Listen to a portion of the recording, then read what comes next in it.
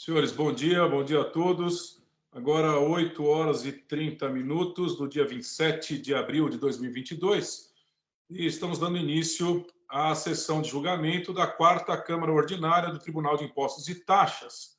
Lembrando a todos que esta sessão estará sendo gravada e a sua disponibilização se encontrará no site do tribunal e também nas mídias, como o YouTube, em até 5 dias contados da data de hoje.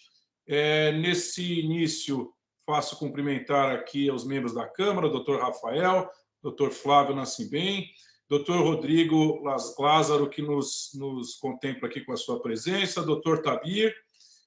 Cumprimento também os patronos que aqui se encontram e todos aqueles que estão nos assistindo. Então, se me permitem os colegas, eu vou aqui iniciar a sessão já com a confirmação do quórum.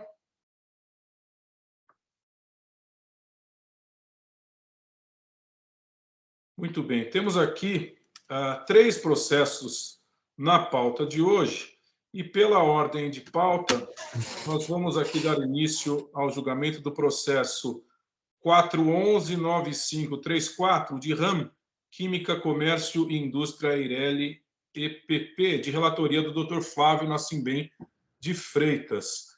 Nós temos aqui inscrição para a sustentação oral. Eu não sei quem é o patrono, é o doutor Fabrício, não? Bom dia, senhores. Doutor Fabrício, bom dia, seja bem-vindo à nossa Câmara. Então, nós vamos proceder aqui à disposição, senhor presidente. Perfeito, nós vamos proceder aqui ao início. E, como anunciado, esse é um processo de relatoria do doutor Flávio Nascimem. Eu só vou aqui formalmente fazer a gravação da sustentação oral realizada. O procurador, doutor Fabrício, gravar sustentação oral.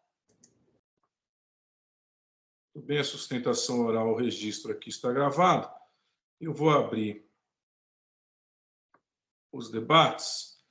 Eu vou pedir a gentileza do doutor Flávio Nascimem, se o patrono dispensar a leitura do relatório, talvez o doutor Flávio apenas leia as acusações, como forma de breve resumo, e aí já é concedida a palavra para que realize a sua sustentação oral, doutor. De acordo com a dispensa da leitura do relatório? Presidente, tendo em conta que temos outros julgamentos aí, para poupar nosso tempo, eu dispenso sim, de acordo com a vossa solicitação. Doutor Flávio, faça a gentileza, portanto, de ler só as acusações, e a palavra já é concedida ao doutor Fabrício na sequência. Eu vou ler só as acusações, depois eu vou colocar o processo no sistema. São 6 acusações. A primeira é uma acusação de falta de pagamento de imposto. Ela foi apurada por meio de levantamento fiscal do 509, né? A segunda acusação também é uma acusação de falta de pagamento de imposto, também apurada por meio de levantamento fiscal. Terceira acusação, a mesma coisa, também é uma acusação de falta de pagamento de fiscal, de imposto, levantamento fiscal. Quarta acusação é uma acusação também de falta de pagamento de imposto, mas de não destaque do imposto na nota fiscal. E é uma acusação em que há uma alegação do contribuinte de que seria isento, que as mercadorias seriam isentas. A quinta e a sexta infração são infrações de falta de escrituração de documentos fiscais. A quinta é uma falta de escrituração de nota de entrada, e a sexta também, com períodos diferentes. Eu acho que esse breve resumo das infrações já é suficiente para o doutor apresentar a sua sustentação oral. Fique à vontade, doutor, o senhor tem 15 minutos. Pois bem, bom dia a todos novamente. Eminente relator, doutor Flávio Nascimem, eminente presidente dessa egrégia Câmara e demais juízes, um bom dia a todos. Bem, o relatório já é conhecido, a recorrente gostaria apenas de destacar alguns pontos principais dessa atuação e de sua defesa. Como relatado aqui pelo eminente relator, esse processo ele tem alguns núcleos de acusação e os 2 primeiros núcleos dele tratam de deixar de pagar imposto, né? Deixar de pagar o ICMS, né? Conforme um balanço de apuração de imposto e levantamento fiscal, o contribuinte teria lançado valores na escrituração contábil em dissonância com a escrituração fiscal, e aí a acusação de supressão de imposto, de omissão de receita em relação à saída do ICMS. Em relação a esses pontos, doutores, que fazem parte da maioria do auto-infração, da parte mais substancial do auto, a recorrente já de pronto gostaria de destacar que fez um esforço muito grande para produzir um laudo pericial, um laudo técnico bastante detalhado, e as conclusões desse laudo, eu já parto pelas conclusões para tentar apontar para os senhores aí o que esse laudo identificou. Ele identificou que, muito embora tenha havido um erro de lançamento contábil, de fato houve um equívoco na escrituração da ECD, da escrituração contábil digital, as notas fiscais foram lançadas na escrituração fiscal digital exatamente de acordo com a sua emissão. Ou seja, não houve... resultou em pagamento, em falta de pagamento do ICMS, como constado na medida fiscal. Se o senhor me permitir, na sequência eu quero compartilhar brevemente algumas telas aqui que fazem parte dessa atuação, mas a recorrente já de início pede essa atenção ao laudo pericial. Esse laudo precisa, da Vênia, ser verificado, ser olhado na sua integralidade, porque traz realmente essa identificação de um equívoco, sim, de lançamento contábil. Agora, o cotejo entre a emissão de nota fiscal e o lançamento e o recolhimento ou não, dependendo do saldo credor que havia à época, isso foi observado pelo contribuinte. Então, essa acusação de que todo o valor que teria sido lançado contabilmente redundou em pagamento de imposto, com todo respeito, não encontra escoro com a prova dos autos, senhores. Então, esses seriam os 2 primeiros itens em relação a essa atuação. Na sequência, eu gostaria de compartilhar, se for possível, algumas telas que mostram, né, trechos desse laudo contábil. Os itens seguintes, né, especialmente os itens 2 e 3 do auto de infração, eles têm 2 núcleos. Um que teria o contribuinte registrado duplicatas a receber lançadas de forma englobada, sem apresentar um desmembramento dessas duplicatas, e teria registrado empréstimos de terceiros sem comprovar a origem dessas operações, né, apresentando somente extratos bancários sem elucidar os fatos. Pois bem, a empresa, tanto em defesa quanto também em recurso voluntário aqui, fez também um esforço para demonstrar que esses empréstimos tinham uma origem, né, e parte dos empréstimos já foi liquidada, inclusive. Né? Os empréstimos são de uma empresa chamada Dynamos, não é uma empresa do grupo, mas é um empréstimo que a RAM autuada que tomou dessa empresa de Dynamos e já, inclusive, liquidou parte desse empréstimo. Eu vou compartilhar a tela aqui dos senhores. Foram juntados os contratos dos empréstimos, demonstrando a origem desses recursos, né? E também os pagamentos atinentes à parte da liquidação desses empréstimos, porque o restante, naturalmente, ainda permanece em aberto. Ou seja, houve uma demonstração de que esse ingresso não tratou de omissão de receita de venda, eventualmente sem o destaque, o pagamento do ICMS. Esses são os itens 2 e 3. Na sequência, nós temos também outros itens do auto de infração, como bem relatado pelo Dr. Flávio Nascimem, que tratam de saídas de óleo comestível usado, que na visão do fisco seria tributado, mas pelo entendimento aqui da recorrente, né, no regulamento do ICMS do Estado de São Paulo, artigo 137, do anexo 1, a previsão de isenção desse óleo comestível na saída, né, destinado à utilização como insumo industrial, especialmente na indústria saboeira ou na produção de biodiesel. A RAM Química, aqui, a empresa aqui atuada, ela produz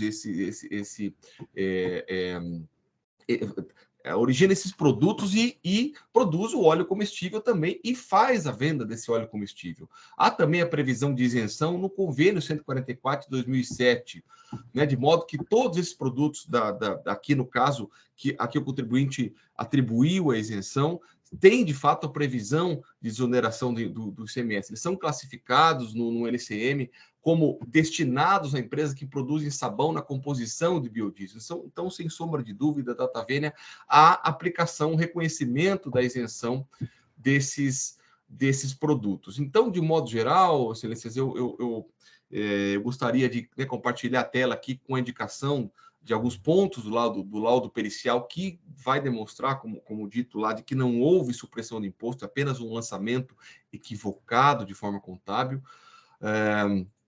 Se os senhores me permitem aqui, eu posso, presidente, iniciar o compartilhamento? Sim, fica à vontade. Tá. Só respeitando o nosso tempo, nós temos aí 8 minutos, então faça perfeito. Eu pretendo, dentro desse tempo, finalizar. Eu não sei se os senhores enxergam essa minha tela aqui. Enxergam? Sim. Pois bem. Então, aqui em relação ao item 1 do auto-infração, qual é a demonstração que se fez desse laudo? Claro, isso aqui é uma tela conclusiva, apenas o laudo ele é absolutamente minudente. Então, reitero aqui com todas as vênias, para que seja analisado esse documento chamado laudo pericial. E a conclusão do laudo pericial é de que, muito embora tenha havido um lançamento na escrituração contábil digital no valor de 11 milhões, há uma concomitância do valor da saída das notas. Claro, aqui foi pego só do exercício de 2015 como amostragem, mas há uma concomitância do valor da nota fiscal e do seu lançamento respectivo na EFD, ICMS, e EFD contribuições também. Então, essa foi a demonstração de que houve um equívoco no lançamento contábil, mas, na verdade, há essa correspondência exata entre emissão de nota fiscal e lançamento fiscal, o que demonstra, com todo respeito, gostaria de que fosse analisado isso, de que não houve supressão do ICMS. Né? Eu sigo aqui também, e concluindo aqui, em relação ao comparativo da escrituração contábil digital e da escrituração fiscal digital, de que as notas fiscais e todos os recebimentos encontram juntados nesse anexo, do laudo pericial. Então, a demonstração que se fez aqui, senhores, aqui se pede atenção a esse laudo, realmente, é de que não há uma supressão de imposto, aquilo que foi emitido em nota fiscal foi realmente lançado no EFD, tá? Os itens 2 e 3 de auto-infração, que tratam dos empréstimos da empresa Dínamos, demonstram aqui, como compartilhado na tela, de que os valores recebidos a títulos desse empréstimo, de 3.522.000, há uma parcela que já foi liquidada, de 164 mil, e o restante permanece em aberto. Isso aqui, houve a comprovação de que, de fato, a origem dos empréstimos está declarada aqui. Também junto aqui a ficha cadastral da Dínamos, né, dessa empresa que posteriormente foi alterada para o nome de Mansinho, né? Não há também nenhuma irregularidade nessa alteração cadastral. Né? Há um lançamento na escrituração contábil aqui, a título de empréstimo, em 2017, dessa empresa Dínamos e da empresa Almada, que também faz parte do mesmo grupo. Ou seja, essa demonstração aqui é para tentar deixar claro de que a empresa fez os lançamentos contábeis referentes a esse empréstimo. Não há aqui nenhuma simulação, não há aqui nenhuma tentativa de se furtar ao pagamento de impostos, senhores. Há também aqui, isso está todo juntado no processo, os contratos particulares de mútua e confissão de dívida com essas empresas, né, constando como devedora a RAM Química, aqui, que é autuada. Eu não vou me ater a esses detalhes até por conta de tempo. Então, a recorrente pede atenção em relação a esse ponto. Por último, aqui eu compartilho a tela também a questão do lançamento do auto-infração das saídas dos produtos de óleo comestível usado, que, na visão da recorrente, são produtos albergados com isenção, de acordo com o artigo 137 do Regulamento do ICMS São Paulo e também com o convênio 144.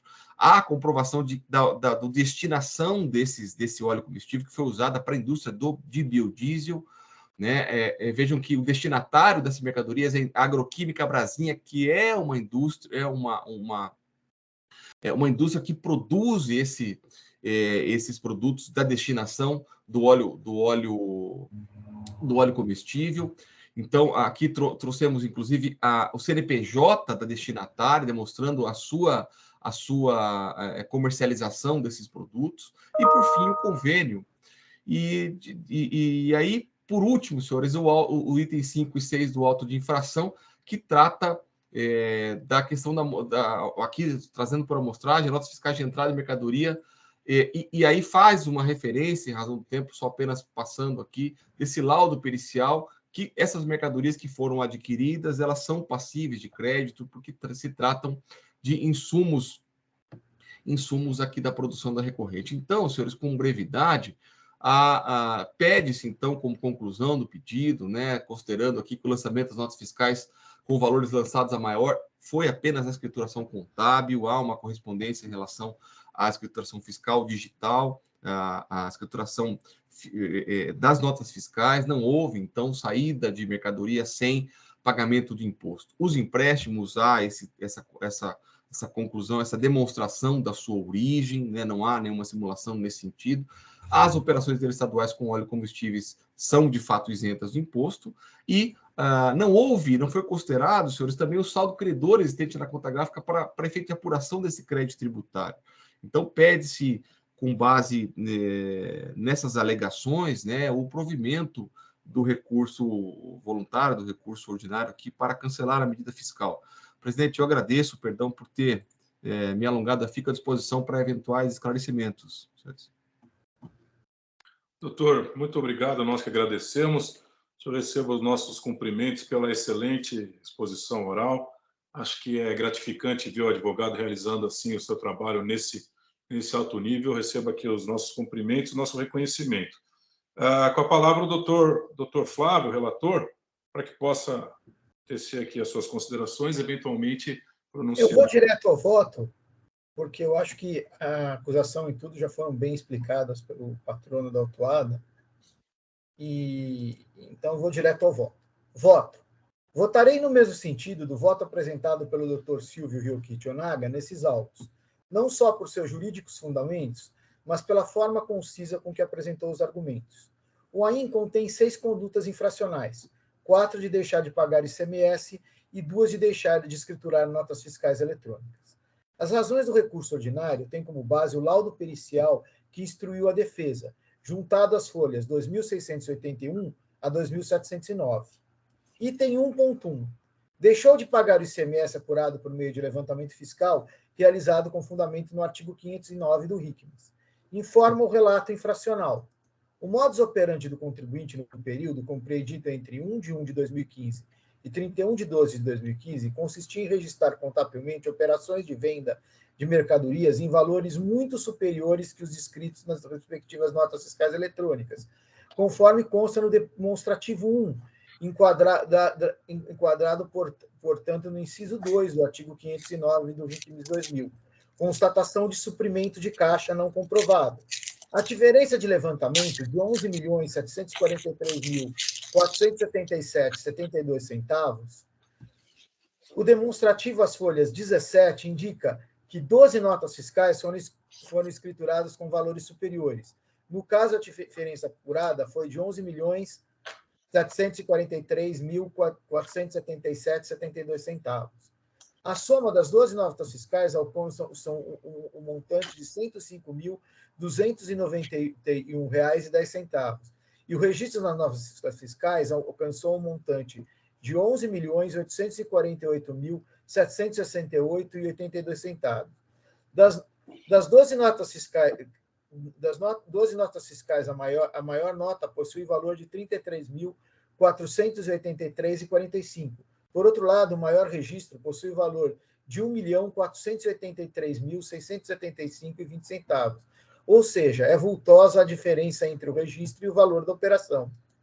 Neste caso, tendo em vista a constatação de suprimento de caixa não comprovado, a legislação presume a existência de omissão de operações e prestações tributadas. Artigo 509, inciso 2 do RICMES 2000. As considerações do perito, especificamente sobre o item 1.1, encontram-se as folhas 2.685 a 2.690. O perito, as folhas 2.686, indica que a diferença de R$ 11.743.477,72 refere exclusivamente ao erro material, folhas 2.686, negritos dos originais. O laudo pericial aponta ainda que a autuada é optante do lucro presumido e faz considerações acerca dos juros superiores à taxa Selic e multa aplicada, segundo o período alcança 80% do valor do tributo. As razões do laudo pericial não são suficientes para causar a acusação. Não se pode aceitar que se trate de mero erro material. O erro no registro é de 100 vezes maior. O valor correto do registro seria R$ 105.291,10, e não o valor registrado de R$ 11.848.768,82. O laudo fala em mero erro material, mas não demonstra qual o impacto do ajuste nas demais contas que compõem a escrita contábil digital, pois caso se trate de erro material, deveria se apontar também a existência de erro no reflexo no registro. Isto porque o erro no registro impacta diretamente em diferença em outra conta contábil, ainda mais nesse caso, que o erro do registro é 100 vezes maior que o correto.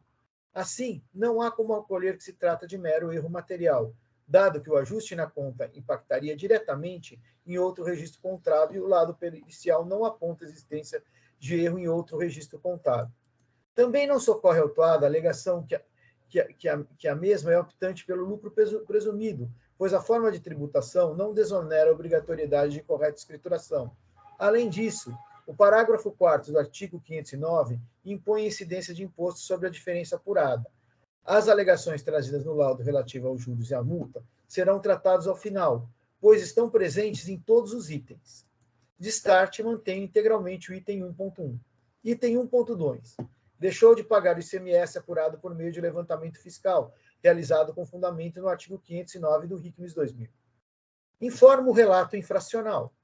O modus operandi do contribuinte no período compreendido entre 1 de 6 de 2016 e 31 de 2 de 2016 consiste em registrar duplicados a receber de forma englobada e, quando notificado, não apresentar o desmembramento dos referidos recebimentos, caracterizando constatação de suprimentos de caixa não comprovados.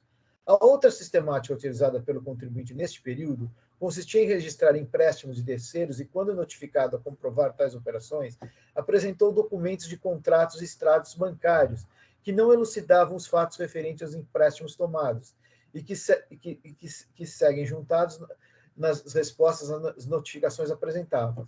Ambos enquadrados, portanto, no inciso 2 do artigo 509 do RICMES 2000, constatação de suprimentos de caixa não comprovados. O demonstrativo juntado às folhas 267 e 268 indica, respectivamente, que a autuada possui duplicados a receber no valor de R$ 1.705.560,45, folhas 267, e empréstimos efetuados a terceiros de R$ 4.135.159,18, folhas 268, que não foram comprovados. A não comprovação dos valores caracteriza suprimentos de caixa. Não comprovados, nesse caso, a legislação presume a existência de omissão de operações e prestações tributárias. Artigo 509, inciso 2 do RICMES 2000. As considerações do perito, especificamente sobre o item 1.2, encontram-se as folhas 2.690 a 2.695. Sobre a diferença de duplicados a receber, no valor de R$ 1.705.560,45, alega o perito que se trata de um mero ajuste, inicialmente levando-se em consideração a hipótese de uma parte do montante ter sido recebida antecipadamente e a outra em atraso. Apuramos o total dos recebimentos, tanto na conta corrente do contribuinte como de seu sócio, em dezembro de 2015 e janeiro de 2016, folhas 2691 e 2692. Além disso, dispõe que o valor alcance um montante de R$ 562.818,25, conforme a tabela juntada às folhas 2692.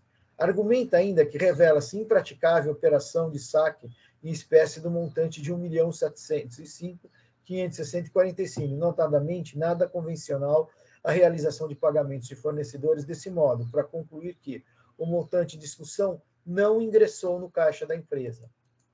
Ao analisar o laudo pericial, não identifico a conciliação das contas com o ano posterior, e assim como no caso anterior, não foi demonstrado qual o impacto do ajuste em outra conta contábil. Atente-se que o recebimento antecipado implica em baixa de duplicatas ou registro de um passivo, portanto, caberia a demonstração do impacto desse recebimento, que não ocorreu. Também não prova que o registro possui lastro documental, portanto, a presunção de omissão de receitas está caracterizada. Sobre não comprovação de empréstimos efetuados de terceiros no valor de R$ 4.113.159,18, o laudo informa que o montante tomado pela RAM Química junto à credora Dínamos foi de R$ 3.522.240,02, folha 2693. Embora o fisco aponte que o valor seja de R$ 4.113.159,18, valor esse extraído da escrita contábil digital. O laudo foi instruído com planilha. Ao analisar a planilha, não identifico que a mesma faz prova de transferência de valores autuada, pois não foi juntado extrato bancário que demonstre que os valores saíram da Dínamos e entraram na conta da RAM. Também identifico que a planilha aponta pagamento a fornecedores, cito folhas 26781, contudo não foi juntado qualquer documento que materialize o pagamento efetuado ao terceiro, tais como duplicadas remetidas contra a RAM, ou seja, não há prova documental que comprove operações contidas no laudo. Adicionalmente, não foi demonstrado o registro dos recebimentos e baixas de duplicatas, que foram supostamente quitadas pela Dínamos na escrita contábil. Assim, entendo que o item ponto 2 deve ser mantido integralmente. Item 1.3, deixou de pagar o ICMS apurado por meio de levantamento fiscal, realizado com fundamento no artigo 509 do RICMS. Informa o relato infracional. O modus operandi do contribuinte no período compreendido entre 1 de 1 de 2017 e 31 de 2 de 2017 consistia em registrar duplicados a receber de forma englobada e, quando notificado, não apresentou o desmembramento nas referidas dos recebimentos, caracterizando constatação de suprimentos de caixa não comprovado.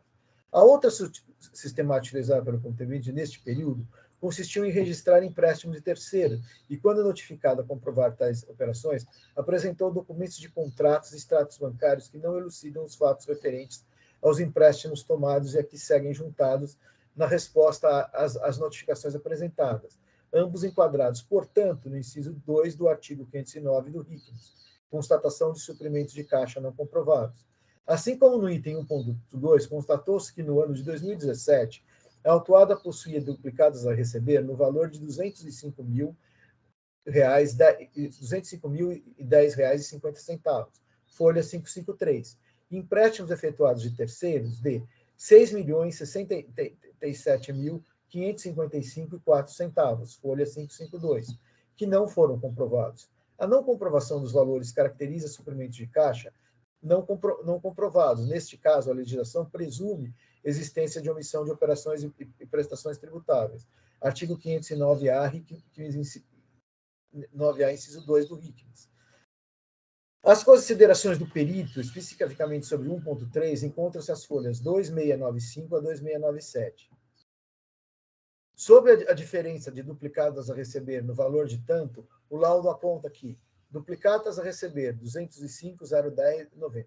Neste caso, analisando os status bancários, igualmente não localizamos a entrada do valor mencionado pelo fisco, o que notadamente demonstra um mero ajuste contábil e não suprimento de caixa. Rejuste-se que o dia 31 de 2 de 2017 foi um domingo, portanto não havia expediente bancário nem tampouco comercial. Folhas 2695. A afirmação do período não socorre autuada, pois caso se trate de mero ajuste contábil, o laudo deveria demonstrar qual a origem do erro, ou seja, o próprio perito constatou que o lançamento não possui origem e conclui que se trata de erro sem apontar a origem.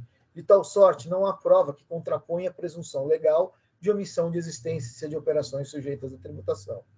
Sobre a não comprovação de empréstimos efetuados de terceiro no valor de R$ 6.067.555,04 centavos, o laudo informa a existência de financiamentos de R$ 4.178.397, vem de dois credores, a saber, Dínamo Serviços Cobranças Eireli, o CNPJ, e Almada Administração de Bens, folhas 2696. Embora o fisco aponte que o valor seja de R$ 6.067,55, valor esse extraído da escrita contábil digital. Assim como no item 1.2, o laudo foi instruído com planilha. A planilha não faz prova de transferência dos valores autuada, pois não foi juntado extrato bancário que demonstre que os valores saíram da Dínamos e Almada com destino à conta da Raam. A planilha aponta pagamento a fornecedores, contanto não foi juntado qualquer documento que materialize o pagamento efetuado a terceiro, tais como duplicadas emitidas contra a RAM, ou seja, não há prova documental que comprove as operações contidas no laudo. Adicionalmente, não foi demonstrado o registro dos recebimentos e baixas e duplicadas que foram supostamente acreditadas pelos credores na escrita contábil. Assim, entendo que o item 1.3 deve ser mantido integralmente. Item 1.4. Deixou de pagar o ICMS por emissão de notas fiscais eletrônicas, modelo 55, para outra unidade da federação, referente a operações tributadas como não tributadas. O demonstrativo, as folhas 897 a 899, relaciona notas fiscais eletrônicas emitidas a contribuinte localizado no estado do Paraná. As 32 notas fiscais juntadas, as folhas 900 a 971, demonstram que o imposto não incidiu na operação. Alega-se no laudo pericial que as mercadorias gostam de isenção, nos termos da cláusula primeira do convênio ICMS 144, de 14 de 12 de 2007, e artigo 137 do anexo 1 do RICNIS 2000. O artigo 137 do anexo 1 do RICNIS 2000 disciplina a isenção para a saída de óleo combustível usado destinado à utilização como insumo industrial, especificamente na indústria saboeira e na produção de biodiesel, B100. O demonstrativo produzido pelo fisco 897 e 899 indica que a descrição dos produtos constantes das notas fiscais são sebo bovino industrial, NCM 15.021.21.019, óleo vegetal para reciclagem, NCM 15.07.90.90, gordura vegetal, NCM 15.07.90.90 e óleo combustível usado, NCM 15.07.90.90. Ou ainda não contém das razões pelas quais entendeu o fisco que a operação seria tributada. Por outro lado, o FR, na manifestação sobre as razões da defesa, explica que, item 4, relativamente a esse item do presente feito fiscal, a defesa alega tratar-se de óleo combustível usado e, portanto, isento de ICMS na letra do artigo 137 do anexo 1 do RICNIS 2000. Abaixo, transcrescemos a operação do óleo autuado com a agroquímica Brasinha Limitada. E claramente nota-se que até 11 de nove de 2017 as operações foram regularmente tributadas com descrição das mercadorias como gordura vegetal, que continuou com exceção da nota fiscal 527, com o NCM 38, 24, 49, 029 e 151, 890. Inexiste a possibilidade de verificação de quais foram as mercadorias acompanhadas pelas notas fiscais integrantes do presente feito fiscal, mas certamente não são mercadorias diferentes das vendidas até 11 de nove de 2017 e, portanto, tributadas. O defendente não junta documento comprobatório dessas afirmações, tais como as notas fiscais eletrônicas de compra deste óleo combustível usado e, por analogia com as mercadorias anteriormente vendidas, entendemos que não serem as mercadorias amparadas pela isenção. Folhas 2892. As operações de fevereiro a setembro de 2017 e dezembro de 2017, o FR, na manifestação fiscal, demonstra a existência de operações conforme planilhas folhas 2893, que contém a mesma descrição de mercadorias que as operações que foram tributadas. Como mencionado acima, os produtos que compõem a acusação, sebo bovino industrial, NCM citada, óleo vegetal para reciclagem, NCM citada, gordura vegetal, NCM citada, e óleo combustível usado, NCM citada, Por outro lado, a planilha das folhas 283 contém a mercadoria gordura vegetal, que é classificada em algumas notas com NCM 38, 24, 90, 29, em outras no NCM 5162000. Em ambos os casos, com incidência do imposto. A simples incidência nas operações citadas pelo OFR não torna a operação objeto desse lançamento tributada, mesmo porque o destinatário pode eventualmente ter autuado por crédito indevido, caso se comprove que a operação é isenta. Ao analisar os autos, constato que o fisco não fez prova que as mercadorias são tributadas. A única prova seria a indicação da existência de operações tributadas com a mesma descrição, mas com NCM diverso para a mesma destinatária. A AFR, na manifestação fiscal, consigna que a conclusão da incidência do imposto se deu por analogia. Contudo, tal premissa deve ser afastada, mesmo porque, como dito acima, operação tributada que pode estar errada. Demonstra dúvida razoável a favor do contribuinte. Nesse contexto, entendo que o item 1.4 é insubsistente, pois não há prova de que as mercadorias não estão abrangidas pela isenção do artigo 137 do anexo 1 do RICMES 2000. Assim, opino pelo cancelamento do item 1.4 por insubsistência. Itens 2.5 e 2.6. Deixou de escriturar notas fiscais eletrônicas modelo 55, relativas às entradas de mercadorias no estabelecimento. A diferença é que no item 2 as operações são tributadas e no item 6 as operações não são tributadas. O item infracional tem origem na constatação de que a autuada deixou de escriturar notas fiscais que acobertaram a entrada de mercadorias sujeitas à incidência do imposto e não sujeitas à incidência do imposto. O valor que deixou de ser escriturado no item 2.5 alcança um montante de R$ 4.177.507,05. No item 2.6, o valor que deixou de ser escriturado alcança um montante de R$ 687.668,13. No laudo pericial, as folhas 2.701 a 2.704, o perito não nega as acusações no sentido de demonstrar que as notas foram regularmente escrituradas. Aponta o perito que as condutas infracionais não causaram prejuízo ao Estado e que, no caso do item 2.5, o crédito não foi utilizado.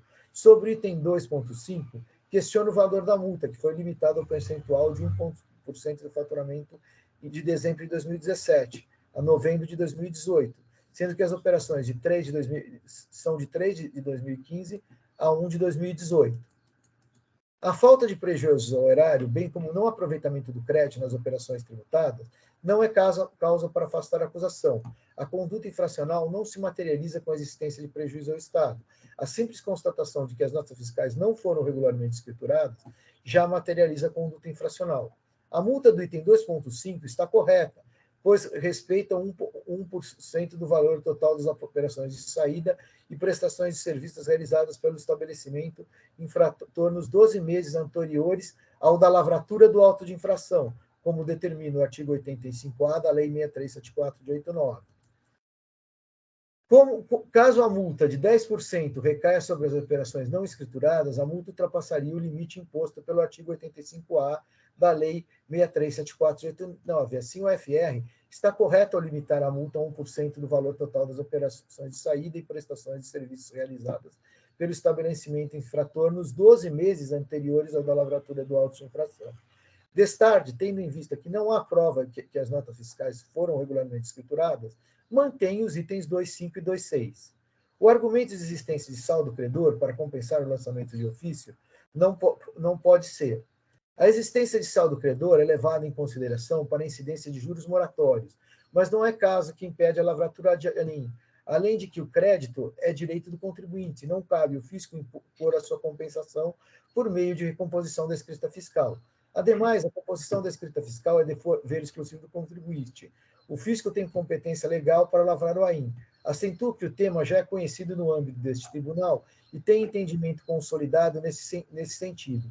Transcrevo parte do voto do ínclito juiz Fernando Moraes Salaberry, proferido nos autos do processo DRT 6.337 de 98 e utilizo como fundamento a razão de decidir. In verbis. Se passou a discutir da cobrança ou não a incidência em auto de infração quando e enquanto a conta gráfica do autuado apresenta saldo credor superior ao valor indevidamente creditado. Chegamos a discutir nesse processo, inclusive, o próprio conceito de crédito indevido. Afinal, o que é acreditar-se? Ilustres juízes dessa casa entendem que só ocorre infração de crédito indevido do imposto quando o valor indevidamente acreditado é compensado com o valor debitado ocasionalmente a redução desse débito. Data máxima vênia considera esse pensamento equivocado. Se a infração de crédito devido socorre quando o valor do imposto devido tiver sido reduzido indevidamente por causa de compensação com crédito espúrio, o legislador teria inserido infrações de creditamento indevido no inciso 1 do elenco penal e não no inciso 2, porque ao inseri-las no inciso 1, todo crédito indevido teria de apresentar como resultado a falta de pagamento de imposto. O legislador criou um inciso à parte para tratar do creditamento indevido, justamente para dar autonomia a esse tipo de infração, sem vincular a sua prática ao resultado da falta de pagamento de imposto. Por estar no inciso 2 e não no inciso 1 do elenco penal, não existe base legal para sustentar que só ocorre infração de creditamento indevido quando esse creditamento redunda em falta de pagamento de imposto. Há creditamento indevido quando se lança um crédito em uma conta credora, independente da utilização ou não deste crédito. Com a devida vênia dos ilustres pares que têm entendimento contrário, observo que o dispositivo penal sob análise fala de crédito devido e não de compensação indevida. Logo, vincular a ocorrência de crédito indevido à compensação indevida de valores é a interpretação que se me afigura carente de base legal. Em minhas manifestações verbais nesse plenário, afirmei que quando o contribuinte se acredita indevidamente do imposto em seus livros e documentos fiscais, transferindo depois esses valores para agias, ele acaba se apropriando desse valor. Para retirar do contribuinte esses valores assim apropriados, a Fazenda Pública só tem um de dois caminhos. Estorno ex-ofício dos valores indevidamente creditados na conta gráfica. Ou 2, cobrança por meio de auto de infração do valor igual ao indevidamente creditado.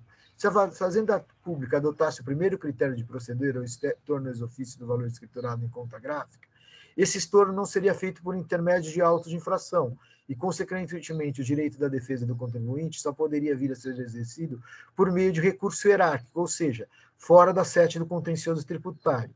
Foi, então, pensando no exercício do direito de defesa do contribuinte que o legislador resolveu proceder à criação de um estorno indireto que se opera da seguinte modo: reclama-se em auto de infração de imediato o valor do crédito devido, e assim o fazendo, legitima-se também de imediato, na conta gráfica do contribuinte, o crédito indevido impugnado. Existe aí, portanto, um procedimento de troca. Não se estorna o valor da conta gráfica, mas reclama-se no auto de infração valor igual àquele que foi creditado na conta gráfica. Quando se reclama o crédito indevido por meio do auto de infração, transporta-se a discussão da questão então, para a sede do contencioso administrativo, que é o local em que o contribuinte pode exercer amplamente seu direito de defesa. O primeiro fundamento da cobrança do valor indevidamente creditado por meio de autos de infração é esse. No entanto, esse não é o único fundamento. Há pelo menos mais 3 fundamentos que justificam esse reclamo: a lei ordinária, o comunicado CAT e o perigo de decadência. Relativamente ao primeiro deles, vale lembrar que o valor indevidamente creditado está sendo reclamado por meio de AIM, porque a Lei 637489 assim o determina expressamente, quando nas diversas alíneas do inciso 2 do artigo 85, manda que se exija concomitantemente a multa e a importância indevidamente creditada. A lei ordinária não condiciona esse reclamo a coisa alguma, simplesmente manda que se cobre em auto de infração o valor creditado. Logo, carece de amparo legal a afirmação de que o imposto não deve ser exigido enquanto o saldo não se tornar devedor. É a lei que manda cobrar o valor indevidamente creditado.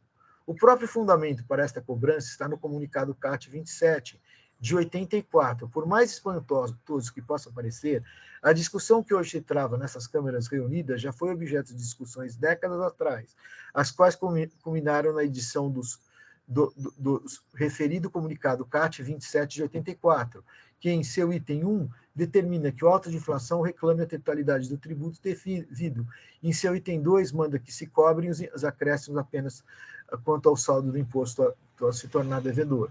Desde 84, portanto, a orientação oficial da Coordenação da Administração Tributária é no sentido que o auto de infração deve cobrar integralmente o valor do imposto, sem fazer qualquer ressalva quanto ao saldo em conta gráfica. Em adendo a este argumento, ainda existe a questão da decadência. O fato infracional, conforme ficou desmontado acima, não é compensação. Alô? O fato infracional não é compensação indevida do crédito, indevido, com imposto devido, mas a mera escrituração de créditos indevidos com os demais créditos do imposto, apropriando-os todos na mesma conta gráfica.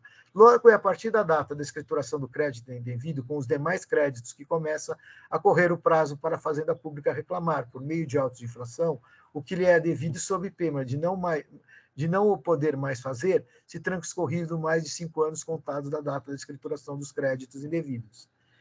Em outras palavras, a questão é a seguinte: se a infração é cometida no momento da escrituração do crédito nos livros próprios, mas a levatura do auto de infração deve esperar que o saldo do imposto fique devedor, haverá muitos casos em que a decadência ocorrerá, sem que a Fazenda Pública tenha tido oportunidade de exercer seu direito de lavrar o auto de infração. Por relação aos juros e multa aplicados no presente AIM, verifico que estão de acordo com a Lei 63.7489 e alterações, que são normas vigentes e válidas, não cabendo esse órgão de julgamento afastar sua aplicabilidade sob pena de afronta ao disposto no artigo 28 da Lei 13.457. Adicionalmente, registro as súmulas 10 e 13 deste tribunal que assim dispõe. Súmula 10, cito, súmula 13, cinto. Assim sendo, conheço e dou parcial provimento ao recurso ordinário. É isso.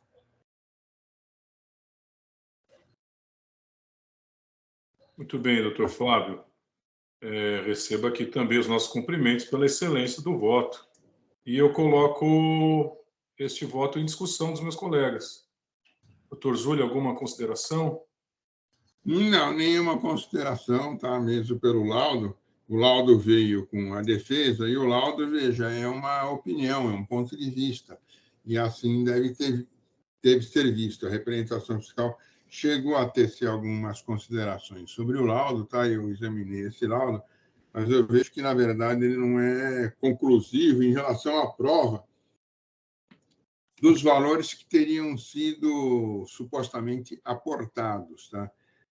Quanto à questão também da lavratura do auto e o fato dela existir saldo credor, tá? Não só pela posição dada pelo Dr. Flávio, na verdade, eu tenho dois lados. Eu tenho o sistema de compensação, tá? Débito e crédito, e eu tenho o sistema de escrituração contábil. E aí, na verdade, isso vem da própria Constituição, que outorgou a lei complementar e a legislação local, né, para disciplinar a forma como efetuar essa sistemática. Agora, eu não posso misturar o que é direito à compensação, tá, com a existência de saldo credor para cobrir eventual auto de infração que decorre de irregularidade, alguma irregularidade em decorrência do descumprimento de obrigação principal e acessória. Então, realmente, eu vou concordar aqui no caso com o doutor Flávio, inclusive em relação ao item 4. Tá? Eu já tinha visto o processo, já tinha estudado ele antes de ontem, né? E eu estou concordando com o doutor Flávio, eu vou seguir o norte do seu voto. Tá? Perfeito. Doutor Rodrigo, alguma ponderação adicional? Inicialmente, olhando as folhas 17, eu fiquei tentando entender efetivamente se era um erro de escrituração. Porque, de fato, se a ECF contém a apuração conforme as notas, seria um indício. Porém, quando nós olhamos o laudo ele não esclarece efetivamente as composições de conta, onde efetivamente aquela movimentação que potencialmente foi escriturada na ECD, que efetivamente na hora da recomposição das contas, ele deveria explicar. E isso efetivamente não está claro no laudo. Então, E é interessante que quando você recompõe as contas contábeis para demonstrar principalmente as baixas de duplicatas, a existência do passivo. E isso, de fato, ele não consegue quebrar a presunção de omissão de receita. Se tivesse fechado isso no laudo, que conta, que passivo não deveria ter em relação ao que entrou, de onde vem, nas Exato. partidas. Podia ser uma coisa simplérrima, que você Simples. compartilha dobrada do serviço. Uhum. O voto teria sido diferente. Porque assim, você percebe, entendeu? Que tem alguma coisa de errado na escritura. Só que assim, o 509, ele tem uma presunção juris-tanto. Se você mostra isso, você ilide a presunção juris-tanto. Agora, se você não mostra isso de onde vem, a presunção juris-tanto, ela se mantém. Porque assim, é uma presunção, eu não sei se isso eu expliquei bem, é uma presunção, mas ela não é uma presunção absoluta. É uma presunção relativa. Relativo. Aí o que acontece? Quando aquilo que o contribuinte traz como laudo, você olha para quê? Para ver se ele vai ilidir a presunção. Quando você olha, por exemplo, para o item 4, eu achei que ele ilidia a presunção do lançamento. Mas quando você olha para o 1, 2 e 3, por mais que você fale assim, você não consegue, olhando o auto de infração de fora, sem sentir nada, o cara fez auto de errado, você não está julgando a empresa, não está julgando o caráter, nada disso. Na verdade, o que você está julgando é o auto de infração. Você fala, não, esse auto de infração está bom porque isso aqui não foi capaz de ilidir a presunção. Pelo menos é mais ou menos assim que eu penso. Está muito claro, doutor Flávio. Então, doutor Tabir,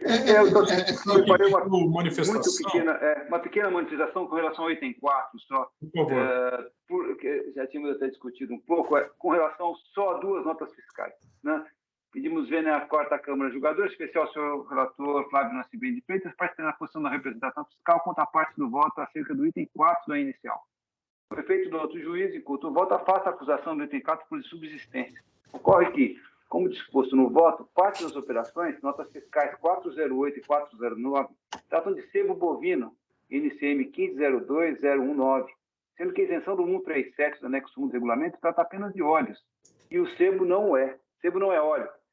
Veja-se que a tabela NCM no capítulo 15 aponta sebo no item 15.02, assim como está no NCM escrito nas notas. E os óleos são nos outros NCMs, né? Passam ao dado 1503, 04, 05, 08, 09, 10, como as outras notas fiscais que estão no mesmo demonstrativo, né? Desse modo, tendo em vista que a isenção tem que ser interpretada de modo restritivo ou literal, não caberia isenção do sebo, visto que não é um óleo, como as demais operações relacionadas no anexo 4. Nesse sentido, com todo respeito, entende que não se pode acolher o argumento de isenção para os produtos constantes das notas fiscais 408 e 409 com relação ao item 4 da IN. É só realmente esse parecer que se submete com relação a essa questão só dessas 2 notas mesmo, porque entendemos aí, embora o entendimento da interpretação fosse diverso, nesse caso particular das 2 notas fiscais, fica um pouco mais claro que não se trata da mesma mercadoria que tem direito à isenção do 137. Sabe o que é? Quando a fiscal, por analogia, faz o negócio, ela fala na negociação fiscal, é como assim, eu levando a tua bola para você cortar e você joga fora e joga tudo fora que você fez. Para mim, isso acabou com a atuação dela desse item. Mas, bem, eu divido do Dr. Tabir, mas totalmente respeitável. Por isso que tem mais de um fundamento lá, não é só o 137. Justamente. Bom, perfeito. As posições estão bem colocadas aqui. Se me permitem, eu vou encerrar os debates e fazer a verificação de quórum, já me antecipando no sentido de acompanhar integralmente o voto do relator. Eu vou verificar o quórum, por favor.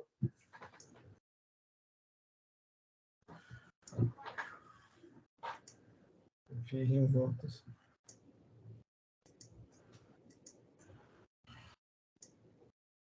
Eu estava vendo aqui na tabela. Eu estava vendo aqui na tabela das notas fiscais que constam do início, né? E realmente eu não consegui identificar isso de forma precisa.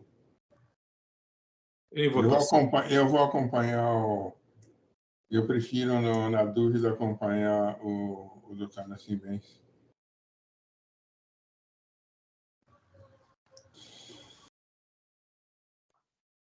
Doutor Zuli, podemos votar? Podemos. Só deixa eu fechar aqui as telas.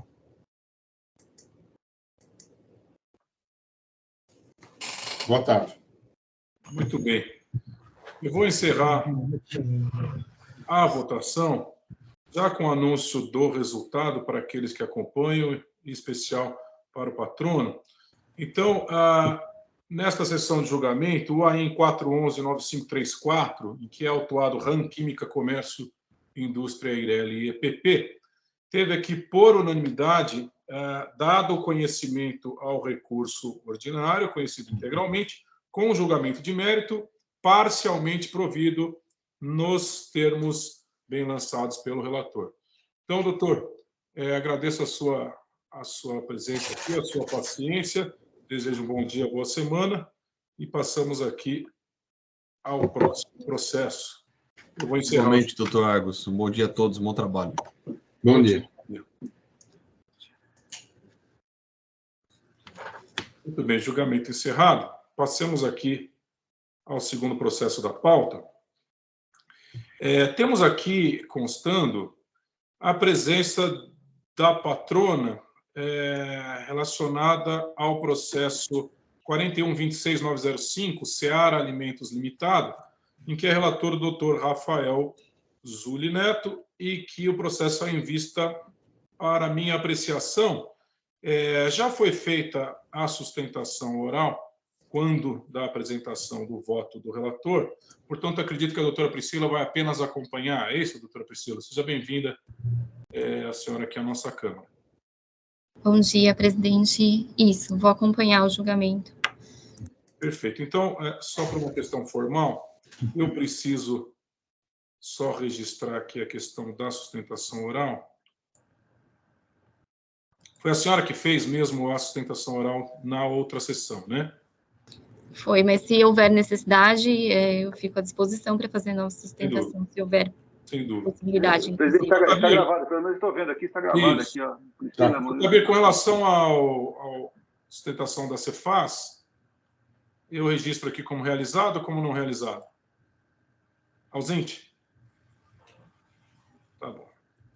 Sim, não há problema. Então, eu vou apenas gravar aqui. Iniciando os debates. Eu vou apenas, portanto, então, lançar o meu voto vista, para que os colegas possam acompanhar aqui a sua leitura. Peço paciência, patrona, alguns poucos minutinhos.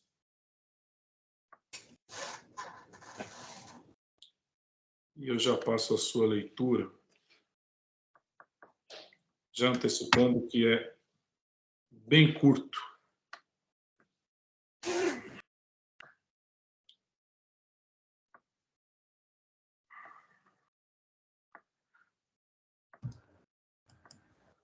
Bem, eu estou registrando o voto aqui. Então, se os colegas já me permitirem, eu vou ler o meu voto.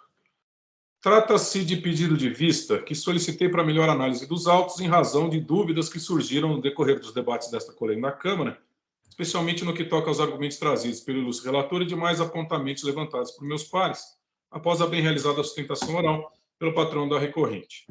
Por economia processual e evitando revisitações desnecessárias, adoto como se meu fosse o relatório da lavra do ilustre juiz relator Dr. Rafael Zuli Neto, a quem desde já rendo minhas homenagens. Verificado todo o processo com mais minúcia em sua integralidade essencial, impugnação, recurso ordinário, provas juntadas aos autos, manifestação da douta representação fiscal, entendo que o voto do ilustre relator está, como só vai acontecer, bem e adequadamente fundamentado.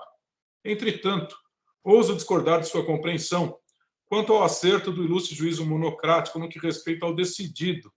Eis que acato, pois, a preliminar de nulidade por ausência de fundamentação suscitada pela autuada junto ao item 3.1.2 de sua peça ordinária, folhas 3837 e 3840.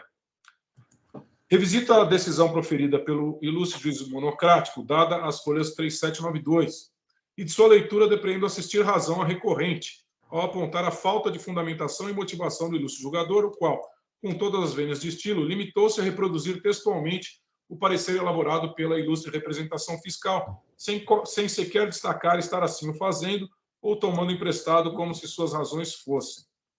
Não se tratando de mero preciosismo, entendo que tanto este mencionado parecer como qualquer outro acostado aos autos, ao exemplo do parecer da Lava do ilustre professor José Roberto Rosa, nas folhas 3901, se limitam a opinar sobre a matéria submetida à sua análise, não estando o julgador tributário em qualquer das instâncias administrativas vinculado aos seus termos, menos ainda ao seu texto literal. Data vênia, percebo que andou mal o julgador tributário ao transcrever ipsis literis diversos trechos, em verdade parágrafos, como se sua decisão fosse. Não há qualquer fundamentação adicional. A desejada motivação que garante rigidez aos atos administrativos, em caso, restou comprometida. É o que constato. Isso posto, penso que o imediato julgamento nessa instância, quanto aos argumentos que sequer foram explicitamente combatidos pelo ilustre julgador de piso, ou quando foram, se deram sem adequada motivação, eis que limitados à transcrição literal do quanto opinado pela representação fiscal, fato este que per se revela patente nulidade processual, se converterá em verdadeira afronta à garantia dirigida ao contribuinte, riscada pelo artigo 5º, inciso 4º da Lei Complementar 939/2003, qual seja a duplicidade de instância. Se assim não for, penso estar se perpetrando o apontado vício, passível de potencial anulação quando do julgamento pela colenda da Câmara Superior desta egrégia Casa de Impostos e Taxas Bandeirante. Como já me manifestei em situações análogas, deixo consignado que adoto o entendimento acerca de se tratar o duplo grau de jurisdição de medida substancial e não meramente orgânica ou funcional, sendo devida a dupla decisão sobre pedido determinado e a sua correspondente causa de pedir trazidos aos expedientes administrativos. A manutenção do referido deciso incorrerá, a meu sentir, em violação de tal medida substancial. É como penso. Desta feita, merece acolhida a nulidade processual suscitada no referido item 3.1.2 do apelo manejado, restando inaplicável nesse expediente administrativo, pois a tese da causa madura. Do exposto, com o fito de preservar não só os princípios constitucionais da ampla defesa e do contraditório, mas também de prestigiar a rigidez afeta ao duplo grau de jurisdição, anula a decisão de primeiro grau em decorrência da falta de motivação e fundamentação para que outra seja proferida, sendo devidas as justificativas factuais, interpretativas e legais sobre os argumentos da autuada trazidos em sede de sua defesa de folhas 3672 e seguintes. É como voto que ora submeto ao crivo de meus pares. Então, senhores, como já conhecida aqui a minha decisão, ainda que alguns julguem como preciosismo, mas eu entendo que efetivamente não cumpriu o julgador tributário o seu mistério como devido, né? Então, estou anulando a decisão por falta de fundamentação e, mais ainda, por falta de motivação. Essa é a decisão. Coloco aqui em debate aos meus colegas. Doutor Flávio, doutor Rafael, doutor Rodrigo. Eu estou vendo, né? Acho que eu vou acompanhar você, porque eu estava vendo lá. O problema não é só que ele copia, mas ele não aquilo que a representação fiscal não falou, ele não rebate. Eu acredito que deixou a desejar, com todas as vênias e com todo o respeito que nutro aqui pelos julgadores tributários, mas neste caso em particular, deixou a desejar aqui a... É que você pode adotar o parecer como parte da sua fundamentação, mas você não pode não esconder aquilo que o... Porque, assim, a representação, quando age como parte, ele vai falar aquilo que é uma visão do fisco, porque é para isso que ele está aí quando ele age como parte. Quando ele está como custos legis, não. Então, quando você vê o cara e ele adota, o problema não é que ele adota, que ele poderia adotar, mas alguma coisa que ele não menciona fica sem fundamentação, fica sem dizer. Perfeito. E você não é... E quem faz o recurso não é obrigado a falar de tudo, né? Como quem julga. Só o que interessa para ele, né? Doutor Rafael Zulli se manifestou aqui em voto de preferência. Se quiser fazer a leitura, por favor, fique à vontade. Olha, bem simples e... Onde eu pus ele agora? Só um minutinho. E objetivo, tá? Porque realmente a decisão não é um primor. Então, eu estou revisitando o processo, estou acompanhando o voto do ilustre juiz com vista. Aqui, achei. Achar uma coisa, abrir é mais difícil. ICMS, recurso ordinário conhecido e provido. Revisitando os autos, prefiro acompanhar o ilustre juiz com vista para acatar a preliminar de nulidade da decisão de piso por falta de motivação, ausência de enfrentamento devido de pontos relevantes para o desdinde do feito, retorno dos autos à primeira instância para novo julgamento. Perfeito, doutor Zuli. Doutor Rodrigo, alguma consideração adicional? Não, presidente, eu cumprimento pelo voto e vou acompanhá-lo. Eu acredito que isso evita que na Câmara Superior isso seja levantado e derrubado. Sem dúvida. Doutor Tabir também? De acordo? Igualmente, igualmente. Perfeito. Então...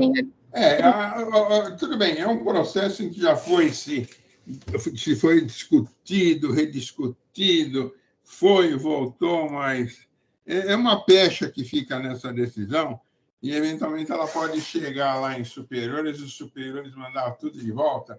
E, olha, não é um processo, assim, digamos, novinho, né? Então, eu acho que é melhor evitar essa pecha e a gente ganhar mais alguns anos aí de andamentos, tá? Perfeito. Doutora Priscila, talvez algum esclarecimento de fato? Sim, senhor presidente, eu só queria entender um ponto com relação se seria uma anulação parcial, né, para complementação de voto. Não é complemento, não é complemento de julgado, é anulação mesmo da decisão. Correto, obrigada. Tanto que, quando eu lancei a partir da defesa. Então, se chega na defesa, para frente. Bem, então é uma anulação total. Ele que analise novamente, ele que veja, ele que refaça seus argumentos e não cometa os mesmos hiatos que cometeu nessa decisão, se for o mesmo julgador. Perfeito. Então, eu encerro aqui os debates e já abro o sistema para verificação de quórum. Doutor Rodrigo, por favor.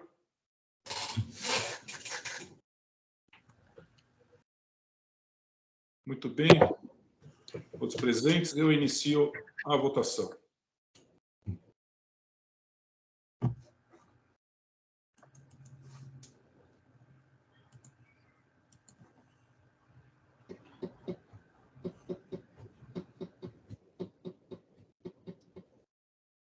Bem, todos votaram aqui, portanto, eu encerro a votação e, mais uma vez, formalmente, anuncio aqui como resultado do julgamento do AEM 41.26.905, tendo por autuado Seara Alimentos Limitada, que, por unanimidade, se concedeu aqui o entendimento pela anulação da decisão anterior e retorno dos autos para a primeira instância para que nova decisão seja proferida.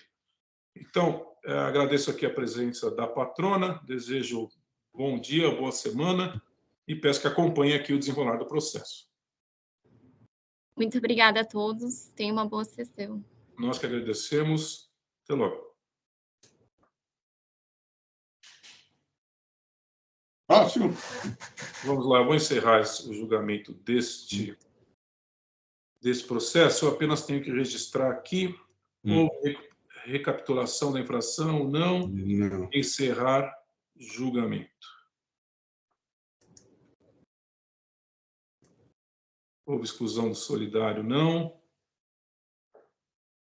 Ok, acredito que esteja encerrado. Muito bem. Passamos aqui à análise do último processo da pauta. Itaiquara Alimentos S.A., AEM 411-9948, de relatoria do Dr. Rafael Zuli Neto. Não temos, ao menos não temos aqui inscrito pedido de sustentação oral. Aquela folhinha não veio, não. Portanto, eu vou iniciar os debates aqui, já concedendo a palavra para o Dr. Zuli. Se quiser fazer o registro do voto, Dr. Zuli. Já está registrado lá, mas depois, se tiver alguma coisa a corrigir, eu vou corrigir, tipo erro de digitação. Tá? Mas aqui, na verdade, nós temos infrações relativas ao pagamento de imposto, deixou de pagar o ICM nos meses de maio a dezembro de 16, exceto no mês de novembro, por guia de recolhimentos especiais, apesar das operações estarem escrituradas regularmente no direito fiscal próprio, conforme discriminado no anexo 1, haja vista que o contribuinte não está credenciado ao regime especial especificado na portaria CAT 224/2009. Infrações relativas ao crédito imposto, creditou-se indevidamente do ICMS, nas datas e valores especificados, né?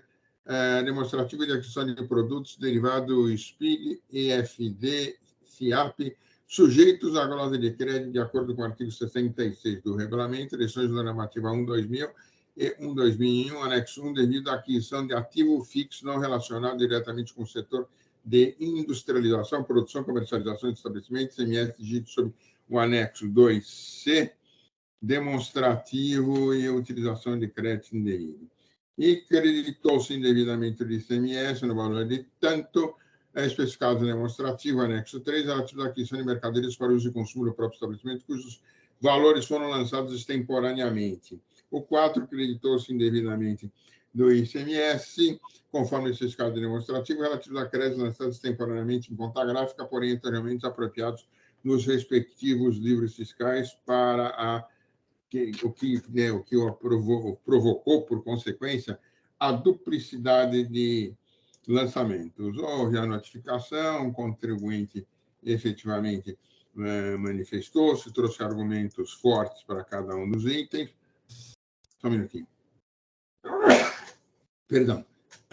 Inicialmente, o que aconteceu aqui? Inicialmente, houve uma diligência à Jundiaí para determinar a manifestação da autoridade fiscal. A decisão de primeira instância julgou procedente. As acusações objetos estão no recurso e eu resumi cada uma delas. A representação fiscal manifestou-se. De início, este processo foi distribuído ao nosso nobre colega, doutor José Eduardo de Paula Saran, que proferiu voto. Em seguida, houve diligência em grau de recurso ordinário, que foi o voto do doutor Saran. Tá? Houve parecer da representação fiscal, considerações do AFR e informações no processo. Isso tudo eu analiso ao longo do meu voto. Tá? Houve a manifestação da representação fiscal. Tá? Houve a distribuição da doutora Maria Alice Formigones Morlasky, tá? Que acabou proferindo voto e, em razão do andamento, do término, tudo, esse processo acabou não sendo votado e foi a mim distribuído na sequência. Eu profiro, então, a mim distribuído, eu profiro no dia 27, eu profiro, então, só que aqui está março, era para entrar em março esse processo. Doutor Zúlio, desculpe só interromper, só uma pequena correção antes mesmo da leitura do voto em si. No relatório, temos aqui apontado como 8ª Câmara, né? Acho que era a sua antiga Câmara. Era a minha antiga Câmara. Então, se quiser apenas fazer a correção como 4ª Câmara, não sei se convém. Convém, sim. Vamos lá, localizar o 8ª. Vamos ver onde tem 8ª.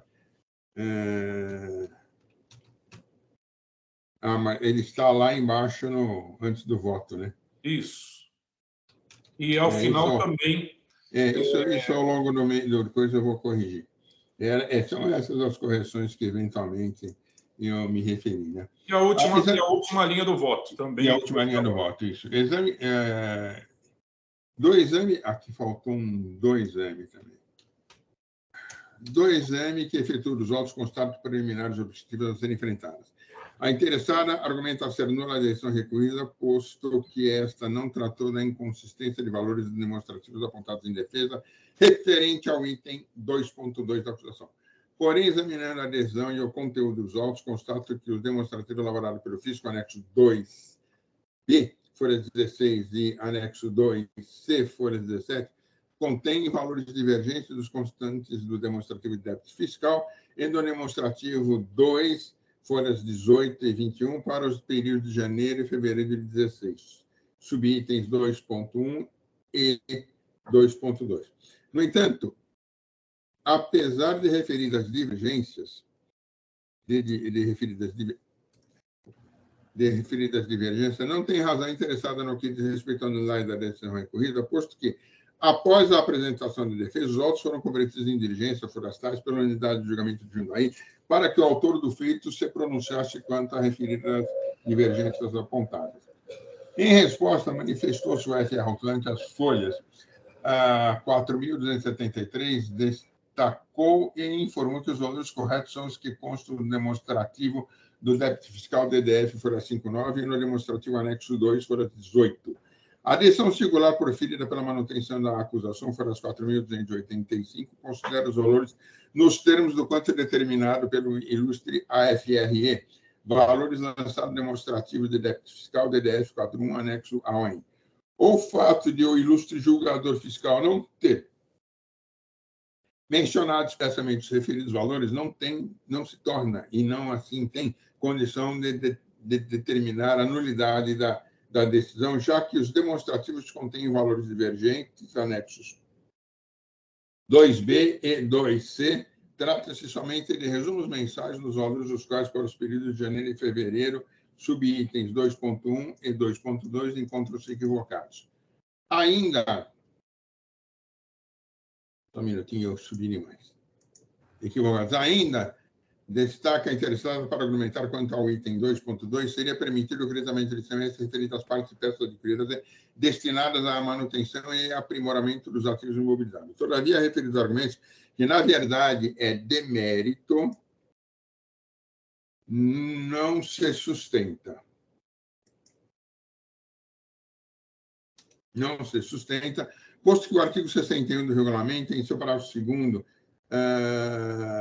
assegura o direito ao crédito relativo à mercadoria destinada à integração do ativo imobilizado, e o artigo 66, em seu artigo 61, diz: para a compensação serão assegurados ao contribuinte, salvo disposição em contrário, desejo de acreditar-se no imposto anteriormente cobrado nos termos do item 1 do parágrafo 1º do artigo 199, relativamente à mercadoria entrada real simbolicamente em estabelecimento ou a serviço a ele prestado, em razão de operações e prestações regulares e tributadas, a Lei 6374, artigo 38, alterada pela Lei 10.619, de 2000, artigo 1º, 19 da Lei Complementar, na relação complementar e Lei Complementar 102. Assim, regula e informa sobre a matéria a decisão CAT número 1/2014, a qual estabelece que apenas os bens relacionados à produção e ou comercialização de mercadorias ou prestação de serviços tributados pelo ICMS dão direito a crédito. Já a adesão normativa CAT 2000-2005, delineando aspectos referentes ao ativo permanente, esclarece que as partes e peças adquiridas separadamente para o fim de manutenção, reparo, conserto de máquinas ou equipamentos não geram o direito de lançar na escrita fiscal o valor do imposto correspondente ao crédito. Assim, não assiste razão interessada, bem como não ocorre omissão por parte da decisão recorrida. Os argumentos que se assemelham a preliminares não são prejudiciais ao exame do mérito, o qual eu passo a analisar. Aí eu descrevo as infrações só para contextualizá-las e digo o seguinte: examinando os autos, observa que o processo encontra-se devidamente instruído, com elementos que comprovam as infrações, conforme detalhado no demonstrativo dos documentos anexos ao IN. Ainda não obstante a diligência efetuada em grau de RO, não vejo que este tenha apresentado novas informações, sendo que o quadro de novo vejo ao processo apenas confirma e concretiza a conclusão do auditor fiscal. O item 1 foi objeto de termo de apartação, folhas número tal. Permaneceram para exame os itens 2 a 4. Item 1 não foi objeto do recurso ordinário. No que se refere ao item 2, faltou um M.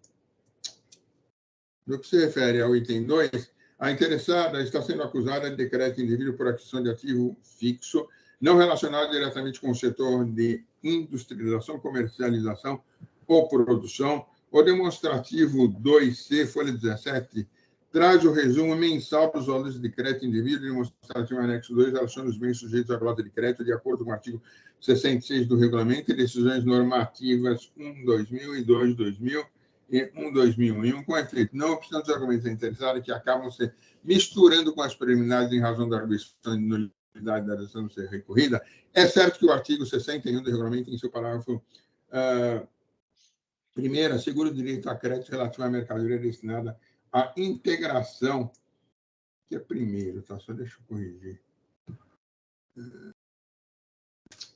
Primeiro, assegura o direito a crédito relativo à mercadoria destinada à integração no ativo imobilizado. Já o artigo 66, em seu artigo 61, faz referência ao fato de que, para a compensação, será assegurado o contribuinte sob disposição em contrário o direito de creditar-se do imposto anteriormente cobrado nos termos do item 2 do parágrafo 1º do artigo 59, relativo à mercadoria entrada real simbolicamente em estabelecimentos ou serviços prestados em razão de operações, prestações, e assim eu transcrevo, tá? E transcrevo o parágrafo desta também. Assim, a seu turno, interessado, desde a defesa, traz argumentos no sentido de que as mercadorias fazem jus ao crédito por serem parte do ativo imobilizado, sendo, portanto, descabida a autuação desse ponto. Cabe, porém, destacar que a fiscalização descreveu os fatos apurados e demonstrou, caminho lembrar que a interessada apresenta a alegação genérica de que as mercadorias não seriam parte do seu ativo imobilizado, sem, contudo, demonstrar por intermédio de provas, documentos ou lançamentos contábeis, tornando impossível que a unidade de julgamento possa acolher suas ações. O artigo 66, item 1 do regulamento e as decisões normativas dizem exatamente isso, né? Salve eu transcrevo, tá? Tanto uns quanto outros, tá? Como pode ser constatado pela farta prova dos autos, é exatamente essa situação a qual foi constatada pelo fisco, a exemplo demonstrativo de folhas 17 e 18, a saber, aparelho de ar-condicionado Springer 30.000 BTU, fábrica de fermento, aparelho de ar-condicionado, número tal, aparelho de ar-condicionado 12.000 BTU Springer, fábrica de fermento e aparelho de ar-condicionado também de 12.000 BTUs.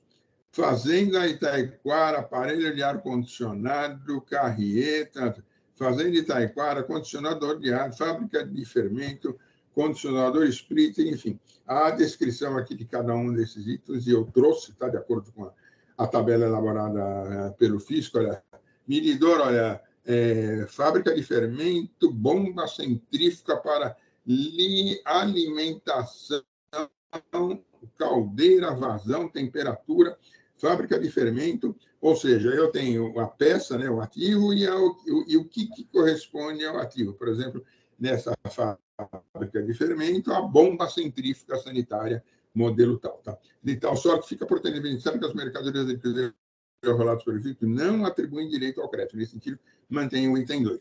Vamos dar um exemplo. Tá? E a questão é muito interessante. Eu costumo dar um exemplo, eu tenho até um parecer sobre isso, que é o seguinte: eu sou uma transportadora. Eu compro um caminhão. Se eu compro um caminhão, um ano depois eu troco os pneus desse caminhão, eu não tenho direito a crédito em relação a esses pneus que eu estou comprando para restabelecer a utilização regular do caminhão e a sua rodagem. Agora, todavia, se eu compro o caminhão e junto com o caminhão eu compro mais 12 pneus para reposição, tá? Ou seja, eu comprei esse conjunto do caminhão e os pneus, aí sim eu tenho o direito a crédito desse conjunto. A Consultoria Tributária já se manifestou, aliás, muito bem sobre isso, e existe aí uma consulta muito grande a esse respeito, com várias explicações. E eu partilho exatamente desse entendimento. É essa a minha forma de pensar. No que diz respeito ao item 2.3, alega interessada que a características dos bens e os serviços adquiridos somente podem ser classificadas de serem ou não para uso e consumo, se analisados à luz da atividade praticada por ela, contribuinte, e que o procedimento fiscal não teria apurado onde esses materiais teriam sido utilizados e teriam considerado de forma unilateral que seriam de uso e consumo, que estaria causando cessamento de defesa. Todavia, examinando o conjunto probatório, item 3, a acusação fiscal trata de crédito indevido relativo à aquisição de mercadorias para uso e consumo do próprio estabelecimento. O fisco elaborou demonstrativo anexo 3, que relaciona as mercadorias cujo crédito ICMS sem o devido respaldo da legislação fora glosado, folhas 28/41, os valores lançados extemporaneamente pelo contribuinte nas GIAs, campo 57, folhas 3.201. Assim fixa o artigo 66, que eu transcrevo, Salvo disposição em contrário, é vedado ao crédito relativo à mercadoria entrada adquirida dos serviços tomado alheios à atividade e ativo permanente, incluído o bem objeto de arrendamento mercantil. A seu turno, a própria consultoria tributária já manifestou-se no sentido de que o artigo 20 da Lei Complementar 87/96, artigo 38 da Lei 6374, que dão direito a crédito ao valor de ICMS para os bens relacionados à produção e ao consumo de mercadoria ou prestação de serviços tributadas pelo ICMS, ou seja, quando se trata dos chamados bens instrumentais, vale dizer, bens que participam no estabelecimento do processo de industrialização e ou comercialização das mercadorias ou da prestação de serviços. Nesse particular, a adesão à normativa 2/2000, que bem delineou os aspectos conceitual da dicção do ativo, aliás, permanente. Já no que permite as peças adquiridas separadamente para o fim de manutenção, reparo, conserto, não contabilizadas, como é o caso no ativo imobilizado, de máquinas ou equipamentos, não geram por suas ações o direito de lançar na escrita fiscal o valor do imposto correspondente por se tratar de valores de mercadorias que são lançados na contabilidade da empresa, como ativos circulantes ou diretamente como despesas operacionais, gastos gerais de fabricação, custo de produtos ou nome equivalente, cujo direito ao crédito somente se dará a partir, tá?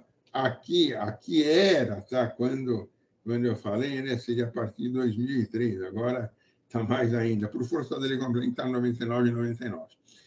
Mesmo porque são adquiridos separadamente do bem e do ativo e se prestam apenas para mantê-lo como seu funcionamento regular. É o exemplo que eu dei do caminhão.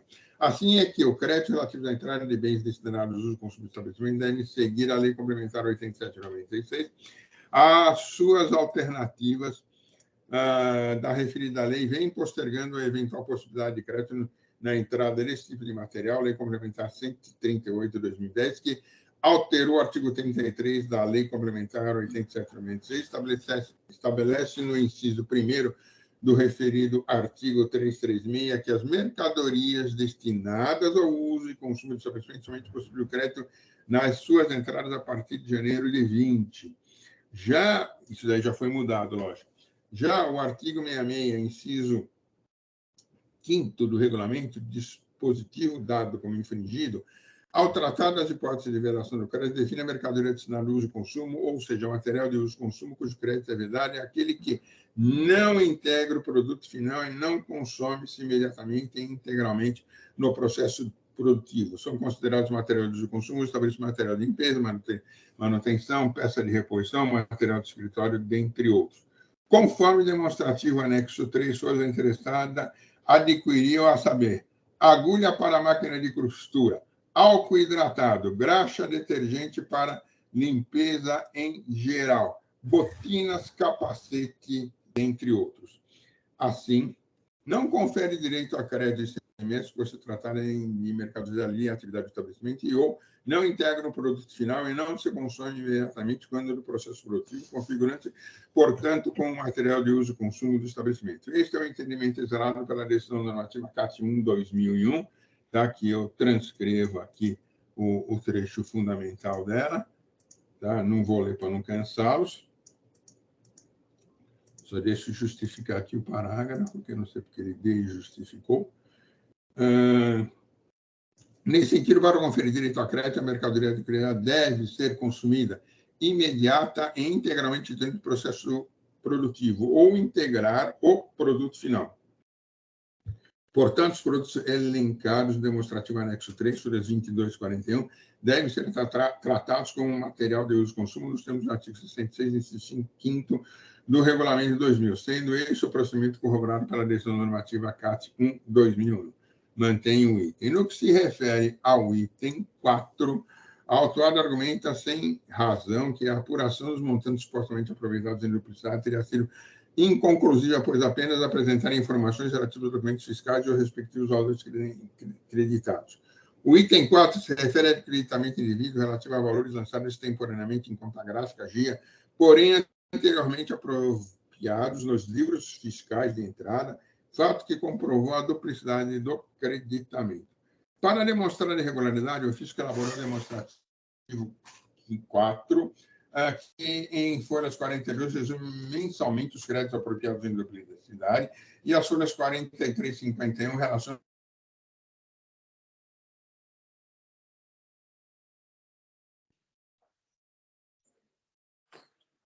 Perdemos o áudio do Dr. Zulli ou perdemos? Dr. Zulli nos escuta? Perdemos. Travou. Perdemos, eu perdi aqui também o áudio dele. Tentar mandar uma mensagem. A imagem está congelada aqui. Exato. Ele estava no final, hein?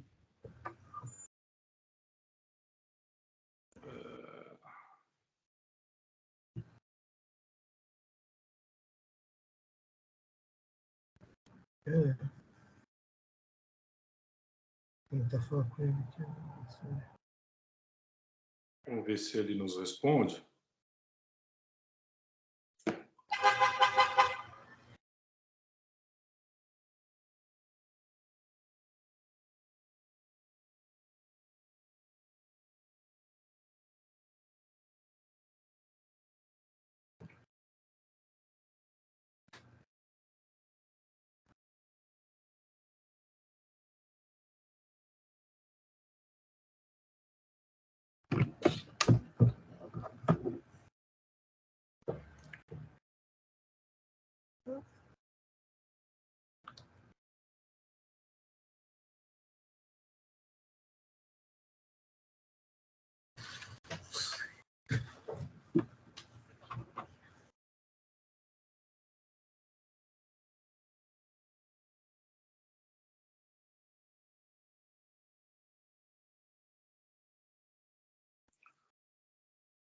Vamos aguardar alguns minutinhos.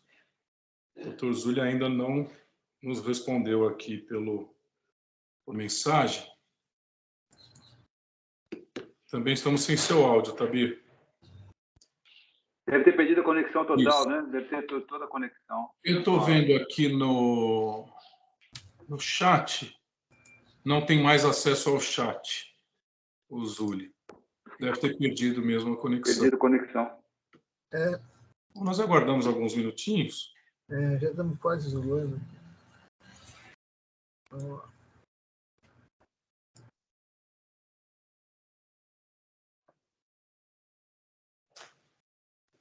Pronto, respondeu alguma coisa aqui. Isso, está vendo a conexão dele na internet? Nós aguardamos um minutinho. Acho que nem precisa suspender a gravação, né? Vamos aguardar aqui alguns minutinhos. Vou aguardar um pouquinho.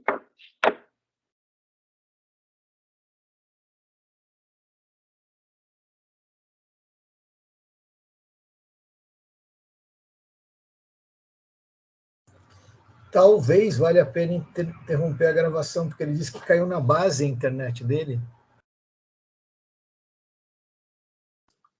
Não sei, vamos aguardar aí uns 3 minutinhos, doutor Flávio. De repente ele já se conecta, senão eu... Uma vez eu tive esse problema aí, demorou mais de meia hora para voltar, mas tudo bem.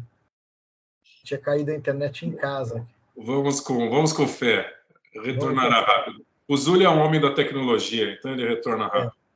Verdade.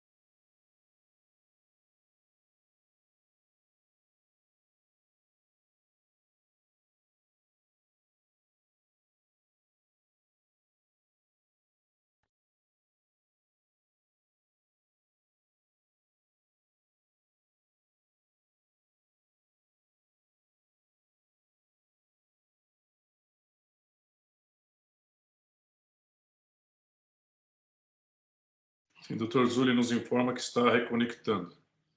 Acredito que já vamos dar sequência aqui.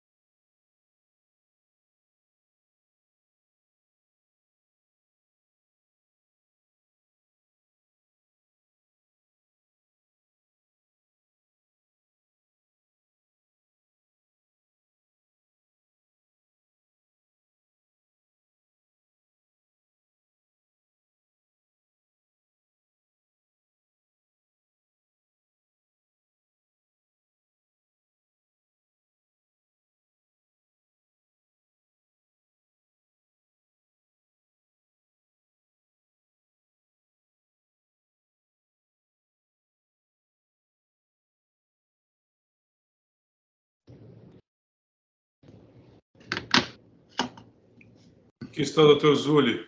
Parece que eu voltei. Não sei o que aconteceu, porque Sim. efetivamente não foi a internet que caiu, porque o registro do voto aqui, que eu trabalho com 2 computadores, está aqui perfeitinho, tá? Então, eu estou aqui no VPN. Vamos lá. Continuando, porém, na mesma linha das alegações anteriores, equivoca-se interessada em seu entendimento. O fisco elaborou demonstrativo anexo 4, que em folhas 42 resume somente os créditos apropriados em duplicidade, e em folhas 43 e 51, estou voltando 2 linhas. Relaciona as notas fiscais e discrimina uma a uma as mercadorias cujo crédito foi lançado nos registros fiscais de entradas, folhas 3.252 a 4.222, e posteriormente nas guias de folhas 3.201, causando duplicidade. Os valores cujo crédito foi glosado pelo fisco decorrem da própria escrita fiscal do contribuinte, descabendo, portanto, alegar desconhecimento das origens. Em seu RO, interessado a seu turno, não traz aos autos provas ou argumentos hábeis a descaracterizar a infração, as infrações, ou desqualificar o trabalho fiscal. Diante de tais circunstâncias, se mantenha também o item 4. Então, assim considerando, não há aqueles outros argumentos comuns, né?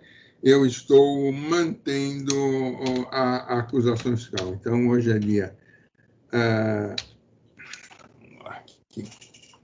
Deixa eu trocar o teclado aqui, que eu tive que trocar tudo. Hoje é 27 de abril de 22 e nós estamos na 4ª Câmara. Isso. Na 4ª Câmara. É que havia um repente de eu voltar para a 8ª Câmara, então... Então tá aqui, olha. Vou registrar. Salvar e registrar. É assim que eu voto.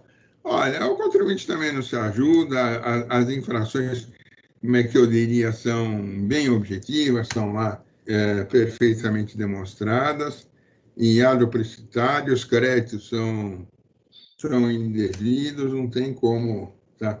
Aliás, esse contribuinte é meio nosso freguês, tá?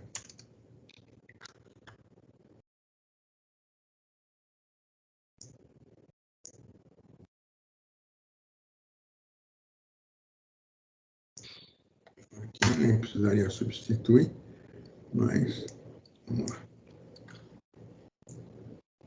Só para ficar igual a letra.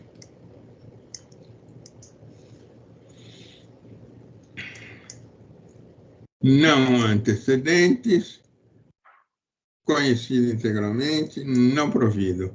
É assim que eu voto, Nobres Soares. Perfeito, doutor Zulli. Neste caso aqui, eu vou fazer coro com o que foi dito pelo relator, especialmente o fato de que o contribuinte não se ajuda, né? Nestes casos em que temos esse tipo de objeto, muito se faz bem analisar o corpo probatório trazido aos autos e sempre as alegações e a prestabilidade das alegações trazidas pelo contribuinte, especialmente o conjunto probatório por ele normalmente acostado aos autos, comprovando aquilo que afirma. Não é aquilo que se verifica nestes autos, né? Temos aí, a despeito do respeito que nutrimos aí pelos patronos, mas afirmações sem a sua comprovação probatória, né? Que ficam, infelizmente, no campo das afirmações, como bem colocou aqui o relator. Então, por essa razão, neste caso em particular, eu vou acompanhar o bem lançado voto por exatamente insuficiência probatória que favoreça aqui o contribuinte. Doutor Nascimbem, doutor Rodrigo. Acompanho.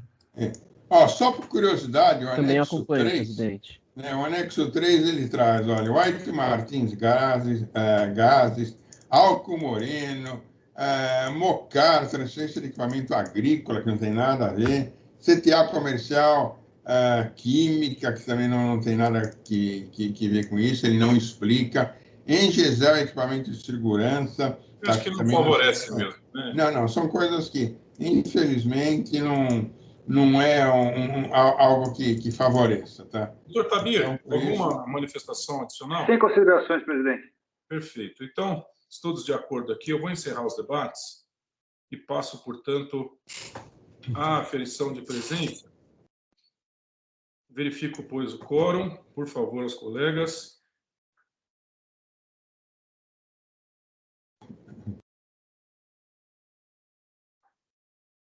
Ok. Quórum verificado. Vou iniciar a votação.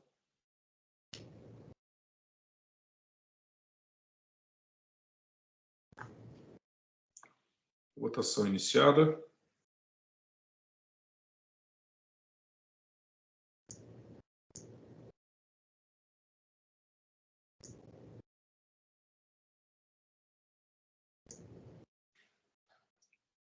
Doutor Flávio.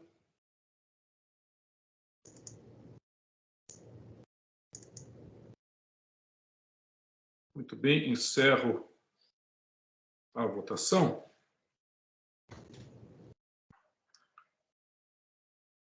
Bem, vamos lá.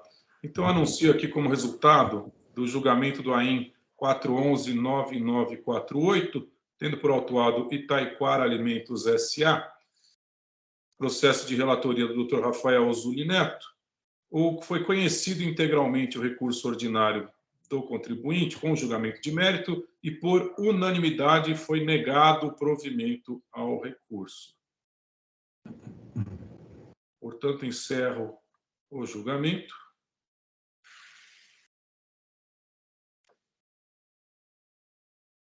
Ok, julgamento encerrado. Então, senhores, não tendo nenhuma consideração adicional a ser lançada em ata, nem coisa que o valha, eu declaro aqui encerrado o julgamento desta quarta Câmara Ordinária do Tribunal de Impostos e Taxas de São Paulo, realizado aqui aos 27 de abril de 2022, são exatamente 10 horas e 15 minutos. Agradeço a presença de todos, especialmente do nosso colega Rodrigo, que nos prestigia aqui com a sua presença. Agradeço aos colegas e a todos aqueles que participaram, tanto os advogados como aqueles espectadores que nos veem aqui, tanto nas plataformas como no próprio sistema do tribunal.